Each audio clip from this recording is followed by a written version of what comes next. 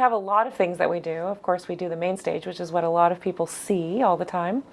But we have a lot of programs in schools and in the community. We like to do things in parks so people can experience the art form in a little bit lower stakes environment.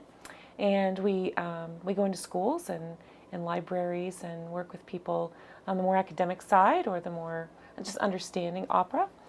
We have a really great program that goes into schools, Oh Freedom, during Black History Month. And we talk about those things through music and drama.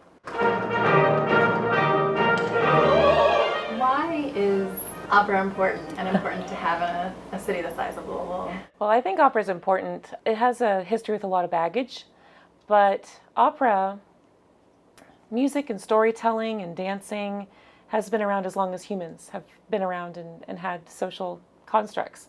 And we celebrate our deepest values and our thoughts and expressions through these things. And opera really brings all these things together. Yes, we do it on a stage, but it doesn't always have to be on a stage the way it is. I think we can reconceive these stories and remember how relevant they are to today even, because a lot of these things that we struggle with have been perennial issues in human history. When we reframe them and think about them differently, I think it's a really important way. And the arts can take us out of that. We can sit in the same room and have a discussion about them, but so often we bring so many thoughts in that it's hard to open our minds. So I believe that when we take the arts and the music and the drama and take it a little bit once removed from reality, it's something we can explore. It gives us an environment for exploring these ideas in a more open-hearted way. One thing that we're going to see this year in an interesting way is just a slightly, if you're an opera aficionado and you've seen these productions different times, done differently, I think we might see the female perspective on these. Because opera is a historical art form, although it's still a living art form, we're going to see some of its history as well as a more recent past in Enemies, a Love Story. But we still see the role of the female. We have a female stage director for each of these operas this year. And I believe that each of these women will bring to each of these operas a slightly different twist than you might see through the eyes of a typical male stage director that you might have seen in the past, because there are fewer women stage directors in opera than men. So I think that's an interesting thing that my predecessor had constructed that I'm coming in and finding. But in talking to these women stage directors, they're very eager to show how the role of the female is played out on the stage. There are operas, of course, that were written hundreds of years ago. Enemies was written in this century. So, but even our current stories, you're right, do take on the history, and it's a slow evolution to including new voices in opera. And yes, that is very important to me personally, that we take this art form that I love so much and open it up to include the values that we also accept in our society, and use it as a tool for creating conversation around these ideas and these concepts of diversity and inclusion of women and different ethnic groups and all ages and LGBTQIA people. So the fact that we can use an historic art form and still use it to have these conversations that are important to us today is a very important piece of what I think opera can do. I love that opera can take us once removed, or sometimes many more times removed, out of the present and help us think differently. I think art in general does that. I can look at a picture on a wall, a beautiful painting, and it takes me away from reality for just a moment. But I think opera does the same thing, and in its grandeur, helps us explore a different way of thinking about something. But it has to be deliberately produced to do that. It is really easy to just go in and have a dessert and not think about what the ingredients are, unless the chef has really set it up to help you explore those flavors and textures. And what I think is important in opera is that we take that approach to the art form, that we are setting it up so that the people who enter the theater or wherever it is at the time are entering it with a thoughtful approach. I think it's a little bit different.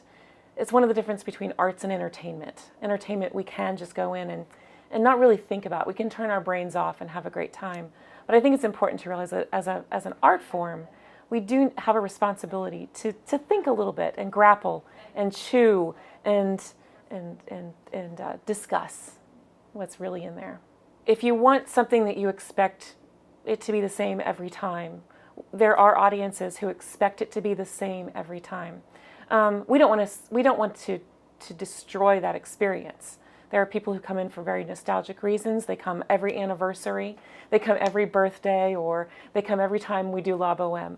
And they may not want to think too much because they're here with the intent of entertainment. But I do know that there are people in our community who do want to grapple with arts. We've got a very rich and vibrant, thoughtful arts community here in Louisville. And we want to provide opportunities for them too. And so I think it's important to be able to provide a broad spectrum of what the art form has to offer so that we can appeal to the different needs of the community. But I do believe that the art form can be for everyone. If you ask anybody if they know what opera is, 100% of people in this community will say, yes, I know what opera is. And 2% of them are coming. And maybe 5% of them have ever been to an opera. The rest of them have a very distinct idea of what opera is and are convinced it's not for them. And they might be right, some of them. But I would love to explore with some of them if they might be open to thinking a little bit differently about the art form. But then it's our responsibility to provide something different for them to experience. We have a responsibility too.